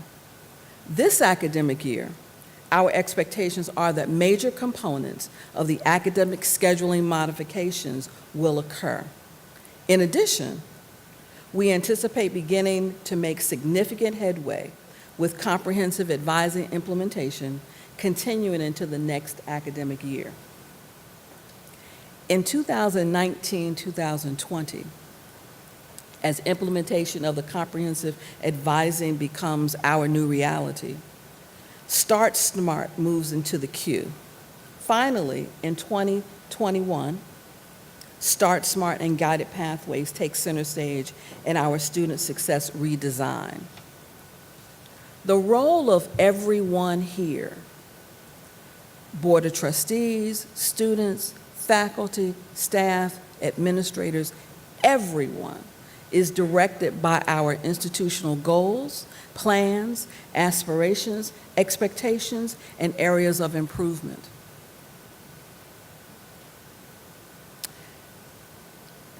There are 4 documents that the college has created that clearly delineate where we're going.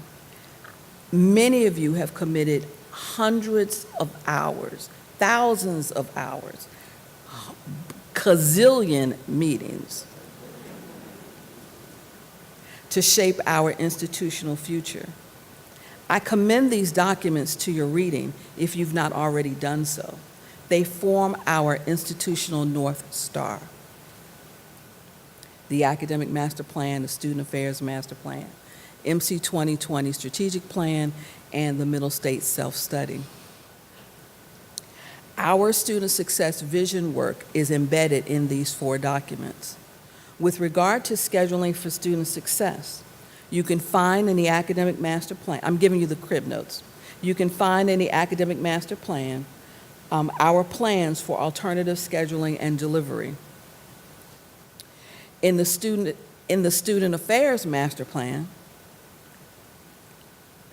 the importance of, the need for, and the improvement of counseling and advising is stressed as a central feature of the common student experience. In MC 2020, our strategic plan, the themes number 1 and 2 highlight academic excellence in access, affordability, and academic success.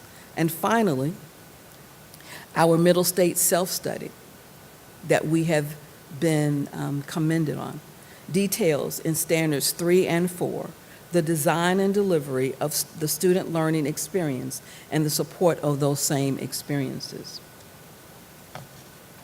With regard to our comprehensive advising, in the Academic Master Plan, it is highlighted that our use of embedded classroom support, design alternatives, and customized credentialing, as well as guided pathways.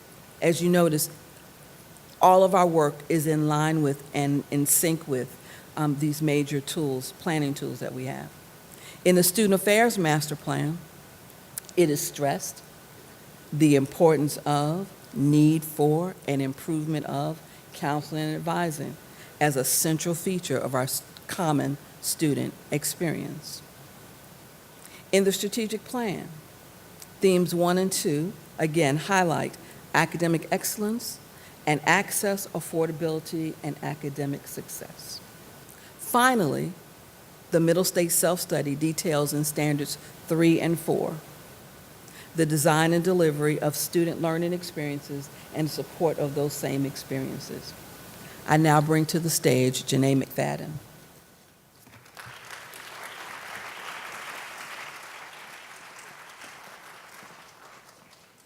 Good morning, everyone. I'm Janae McFadden. I'm the Associate Dean for Student Affairs at the Tacoma Park Silver Spring campus, and I am the newest core team co-chair with ATD, and I'm delighted to be doing this work.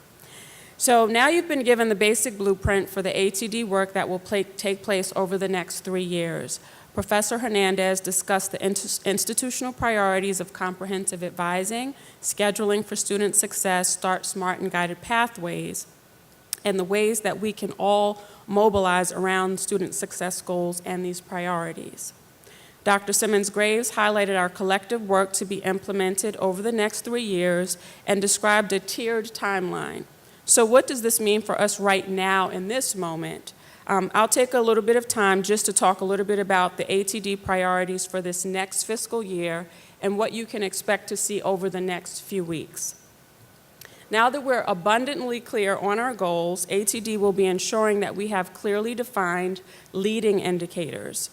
A leading indicator is a predictive measurement, a measurement whose purpose is to attempt to influence change.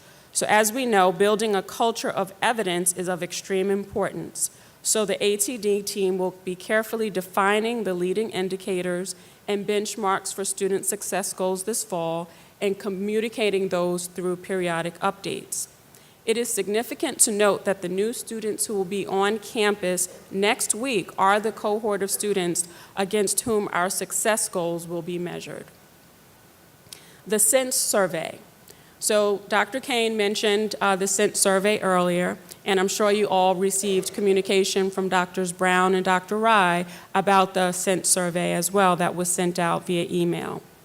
The data gathered from the SENSE survey will be extremely valuable in shaping our understanding of the student experience. As we focus on improving student outcomes, the SENSE survey provides a way to systematically understand the earliest experiences of our students. SENSE is designed to provide a clear picture of both behaviors in their earliest weeks of college, student behaviors in their earliest weeks of college, and the institutional practices that affect students during this critical time. We will also be working to develop a white paper outlining the onboarding process and best practices. Data is currently being collected to give us a clearer understanding of the comprehensive onboarding at the college, the strengths, the vulnerabilities, and a case for change. There is already lots of work being done around this, and we think it will be extremely useful to capture all of this work and the recommendations for the future in an easily digestible format to be shared with the community. And finally, the core and data team composition. This year, another exciting change for ATD will be the restructuring of the core and data teams. The team restructurings will be based on priorities identified for the year. So for instance, scheduling for student success and comprehensive advising are current focal points, and the ATD team will be comprised of members who are deeply involved in those initiatives, in essence, the functional area experts. As we transition into the work of Start Smart and Guided Pathways, the ATD team's core composition may be adjusted to incorporate team members who will have the ability to create a plan to move forward and to implement change on those specific initiatives. Finally, inclusion of folks from IT, equity and diversity, and communications. Although we have worked with these groups throughout this process, they all, of course, play integral roles in the work of ATD. IT plays an integral role from the scheduling process to the entire onboarding process. We want to ensure that we continue to partner with communications to keep the community apprised of ATD and the progress made. And of course, ensuring the path for success for all students is a matter of equity. So in conclusion, we want to thank you all for all that you have done to continue to support the work of Achieving the Dream. There are tremendous efforts, as you know, that are underway in many areas of the college to promote and support the student success goals and advance ATD initiatives. We've heard many of them here this morning. I'm delighted to be a part of the ATD team as the newest member, and we look forward to continuing the dynamic work of ATD and working closely with all of you in this next academic year. Thank you.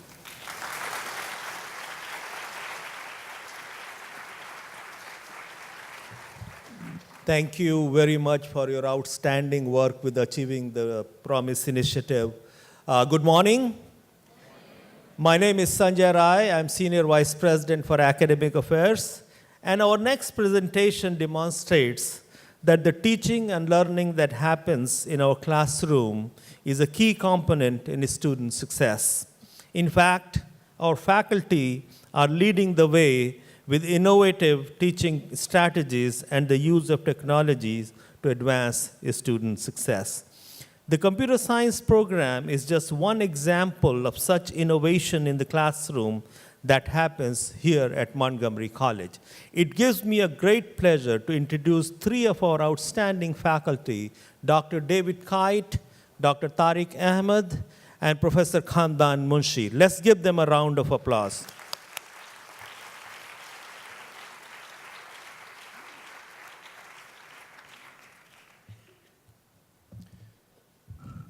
Thank you, Dr. Rai, for that introduction. I'm Dr. David Kite, and these are my colleagues, Dr. Ahmed Tarek and Professor Khandan Munshi, who will be joining us through virtual presence. We're happy to be here to talk about student success and innovation in the computer science program. In our program, innovation is rooted in strong teamwork across all three campuses.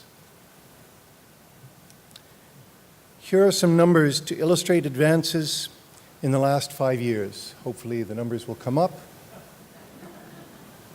Technical difficulties have nothing to do with computer science skills.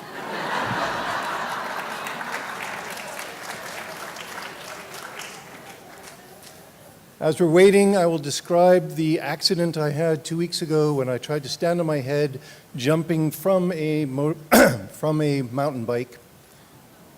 But I lived, so just leave it. I knocked out a front tooth, however. This one.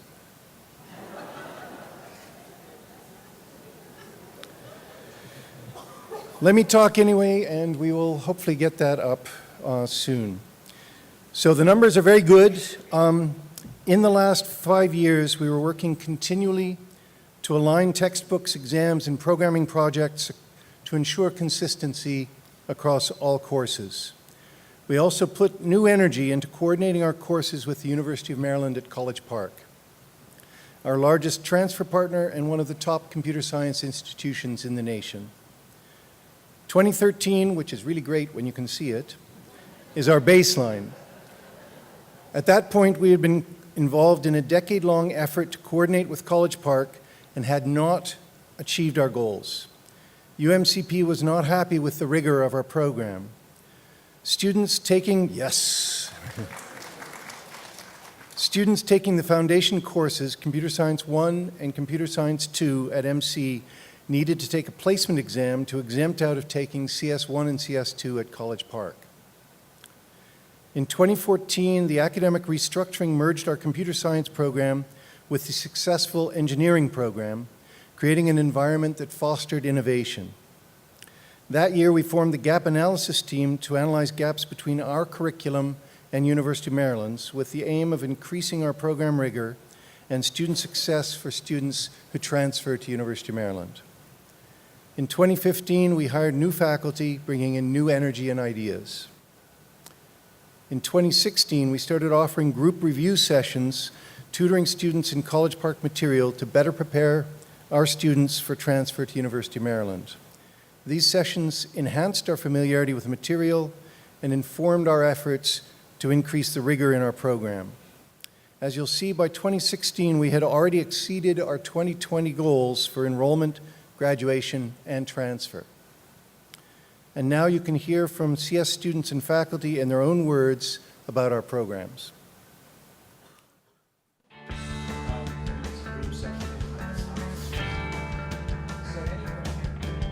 Montgomery College is giving me the opportunity to achieve my goal.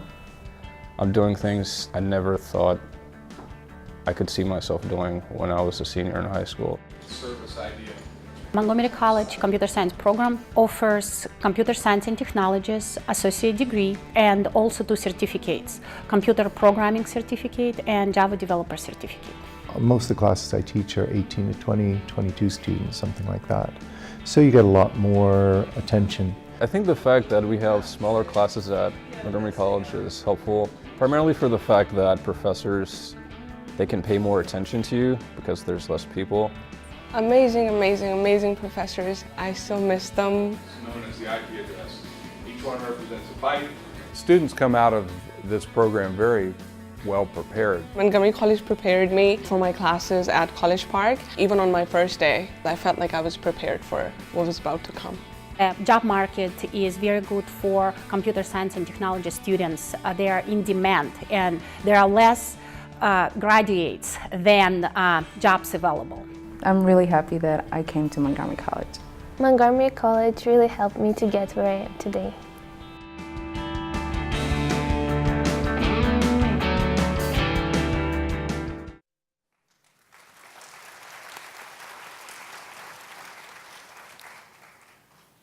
So back to this problem of transferability to the University of Maryland. For 15 years, the University of Maryland did not accept transfer of Foundation CS1 and CS2 courses. To solve this problem, we used the following innovative approaches.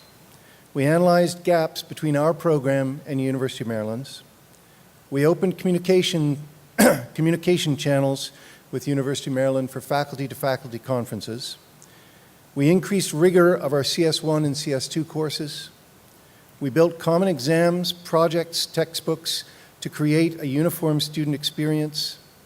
And we created review sessions to better prepare our students for transfer to University of Maryland. And here's one of our big success stories. As of fall 2018, we have a new transfer agreement with the University of Maryland. Now, for the first time, our students will be able to get full credit when taking CS1 and CS2 at MC when they transfer to the University of Maryland.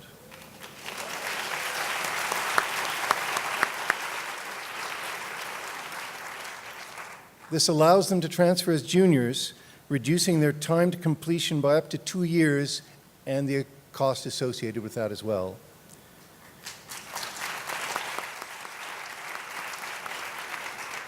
We are the only 2-year institution with this transfer agreement, and not only have we increased the rigor in our CS courses, we also reduced the DFW rates.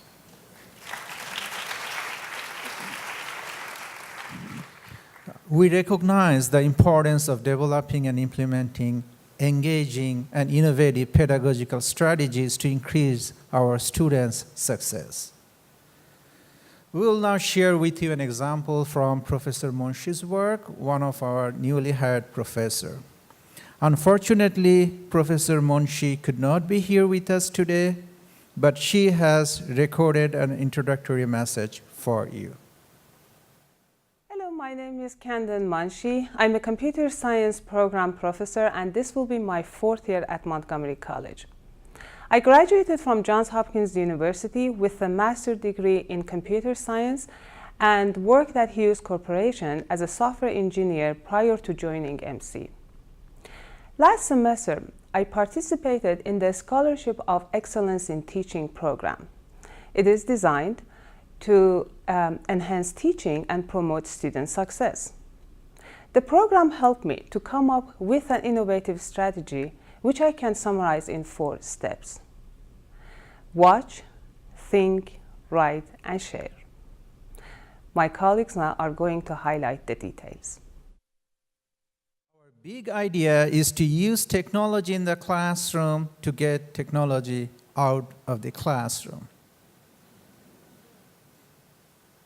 Our strategy is watch, think, write, share.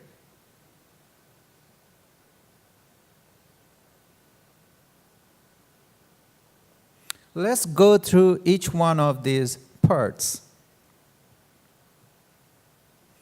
First part of the strategy is watch. Students watch short videos posted through Blackboard by their professor. This enables students to learn at their own pace.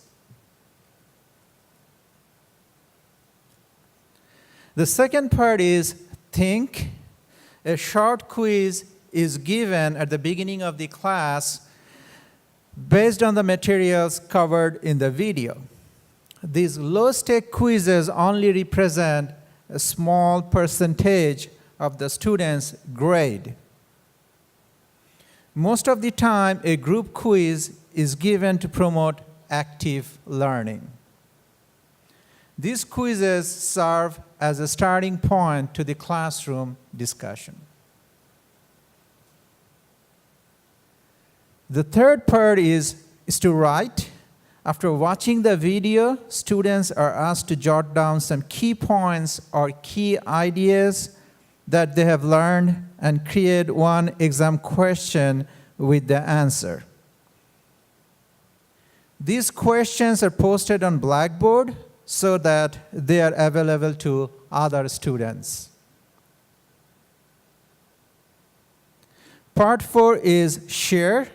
Groups of 2 to 3 students discuss in class their key points, the one question they came up with, and any difficulties they had with the presented concepts. Student groups are called randomly to discuss key points and their questions to receive feedback from the instructor and other students. This part promotes active learning. Watch, think, write, share. These 4 pieces, together with many other tools, enhances student learning and allows us to use technology in the classroom to get technology out of the classroom. There are a wide variety of additional computer and mobile-based tools for students to use outside of the classroom to enhance their learning experience.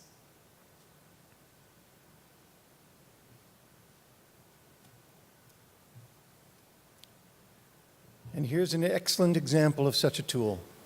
The Purple Plan is an app to allow students to create and analyze their academic plan on their mobile device. It's an innovative approach to advising, empowering students to take ownership of their education and to interact directly with advisors to consult and get feedback on their academic plan. The Purple Plan app was initiated and written entirely by MC students this summer, working with CS and advising faculty.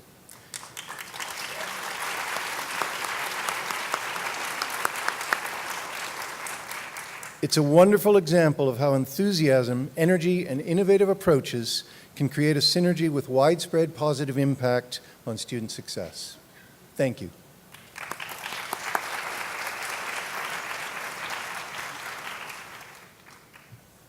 Let's give Dr. David Kite, Dr. Tariq Ahmed, and Professor Khandan Munshi, and all our outstanding faculty another round of applause.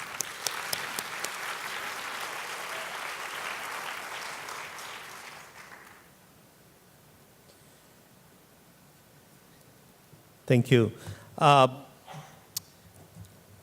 master plan is a dynamic document shaped by our past, present, and somewhat anticipated future. It is comprehensive, it is grounded in our mission, vision, and values.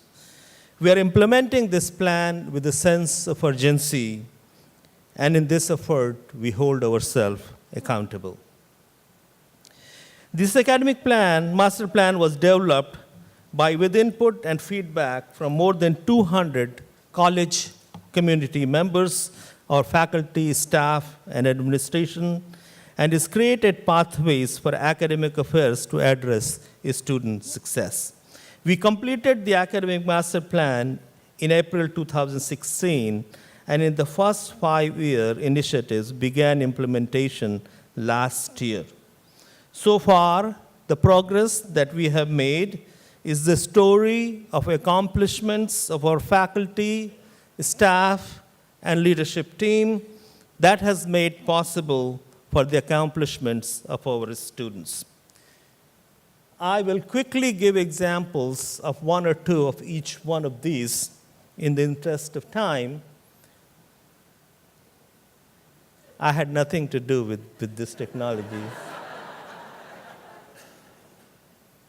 So, embedded classroom support, as some of you are aware, or most of you are aware of, where we embed a part-time faculty, content expert, or outstanding part-time faculty into selected courses.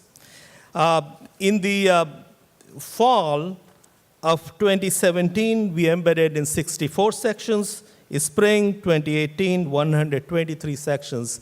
This fall, we want to embed in 150 sections.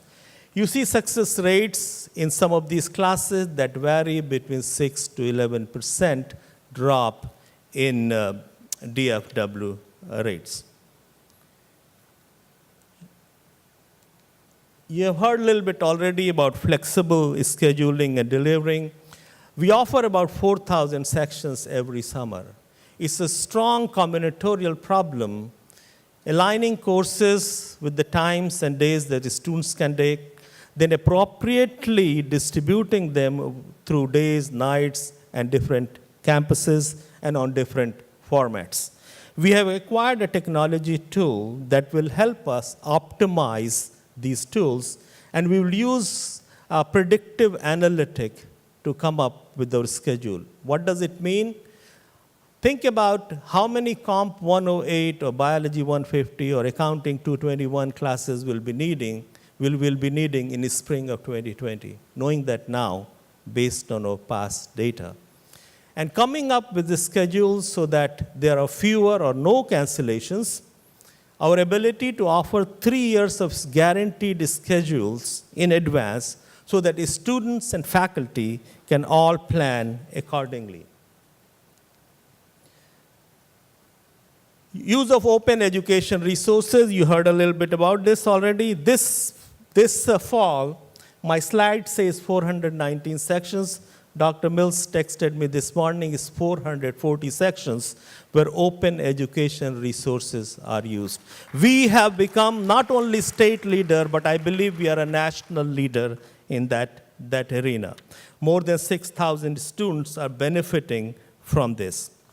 Extended winter session, we started offering it just a couple of years ago, where classes go through the winter break. Our last session, we offered 29 different courses with 40 sections, more than 600 students, and the retention rate on this session is about 97%. We're offering 5 online degrees. Just a couple of years, we had no online degrees, and an institution across the river was marketing their programs in our region. That's not acceptable, right?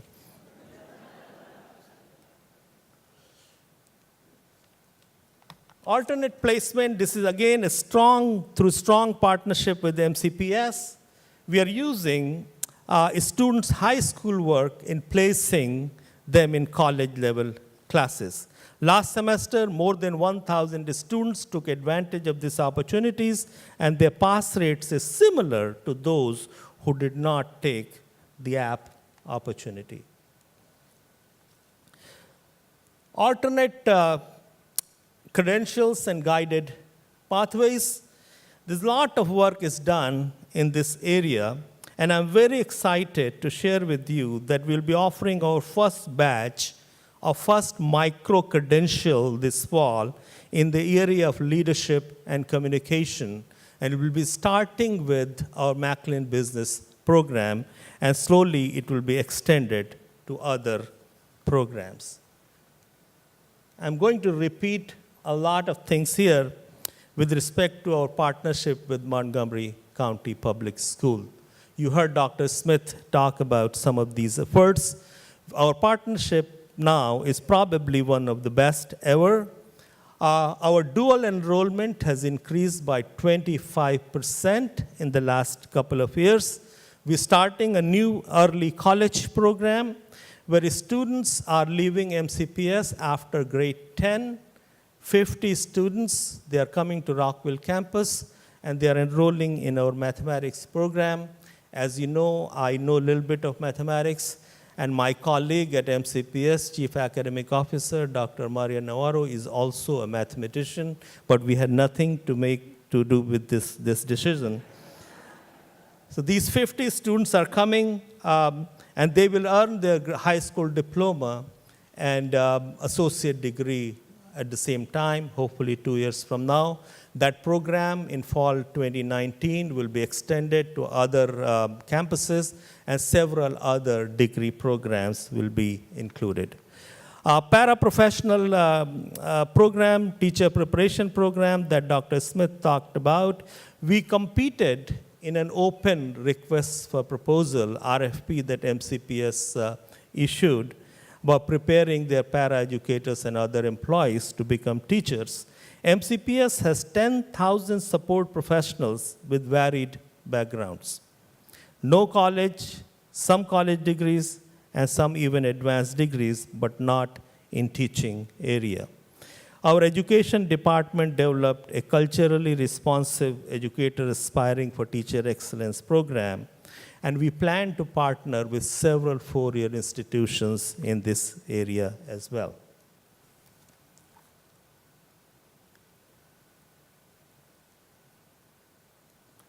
We are expanding our global partnerships in many different ways. Among other things, you will notice some of the Korean teachers from South Korea will be spending a couple of weeks at our Rockville campus, and then they will be shadowing MCPS classrooms.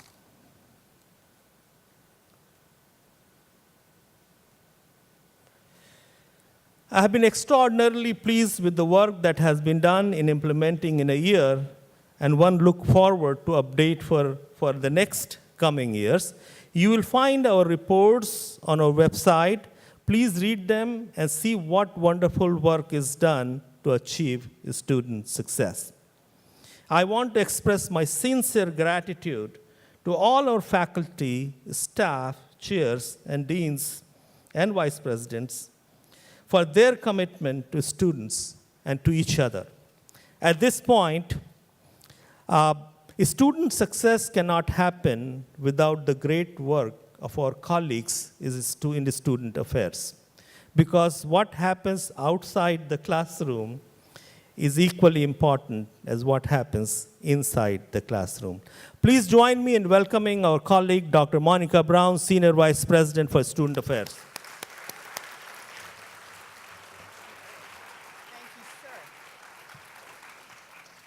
Truer words have never been spoken. Thank you, Dr. Rai, for the kind introduction and the clicker. Thank you very much. We appreciate your acknowledgement of the significant role that Student Affairs plays in the success of our students. Good morning.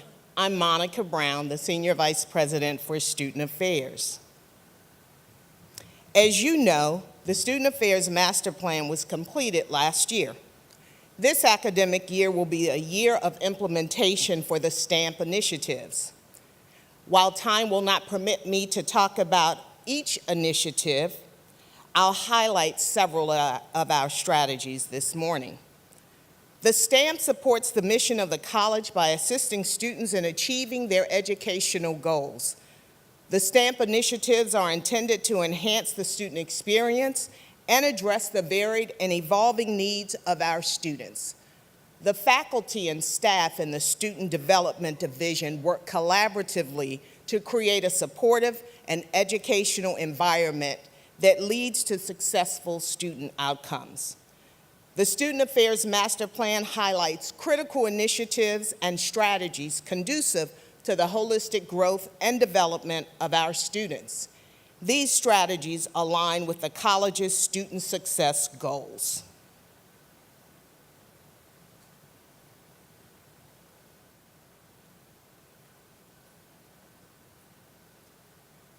From streamlining the onboarding process to maximize the work efficiencies, reduce barriers to enrollment, and create an intuitive enrollment process, we will enhance capacity and expand our reach of services to students.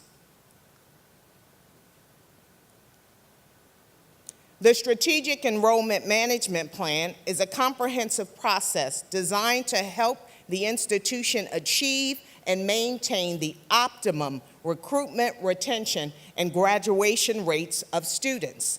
The plan will focus on a broad array of strategies, programs, and practices to meet the needs of our students. The Strategic Enrollment Plan will be forward-thinking and focus not only on attracting students, but also retaining and graduating them. The Academic Program Compliance and Academic Progress Initiative, known as APCAP, will provide guidance and triage from part-time faculty coaches. One coach will be located in each on-campus financial aid office to review course enrollment with students to ensure maximum availability of federal financial aid and to work with students at risk of not meeting federal satisfactory academic progress standards, who consequently may lose their federal aid. This will give students, particularly low-income students, a second chance to change their status and stay enrolled in the college. The Shaw Center for Success will increase student success by connecting and providing faculty, staff, and students with resources that support the whole student, their mental and physical well-being.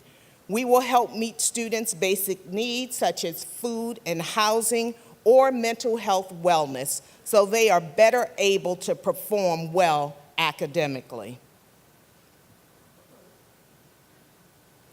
The MC Mentoring Network is intended to scale up mentoring efforts and engage faculty and staff in increasing retention, persistence, and completion because we know that mentoring is a proven best practice in higher education, and several mentoring initiatives at Montgomery College have documented student success to date.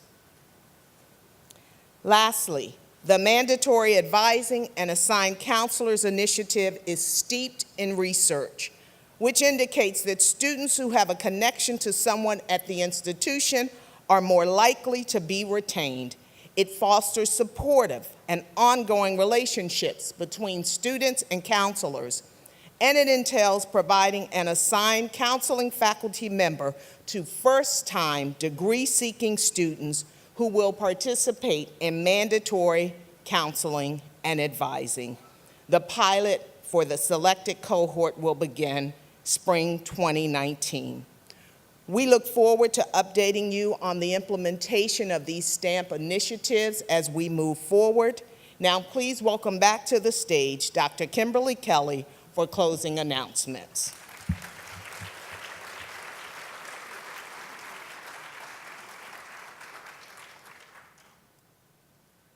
Thank you, Dr. Brown. And if you have checked your phones, we're running a little late, so I'm going to make this extremely brief. I hope you found this morning's information informative and inspiring. Look up there for where you should go next. Make sure you check your program. Don't delay. Take your technology. Be good and have a great year. Thank you.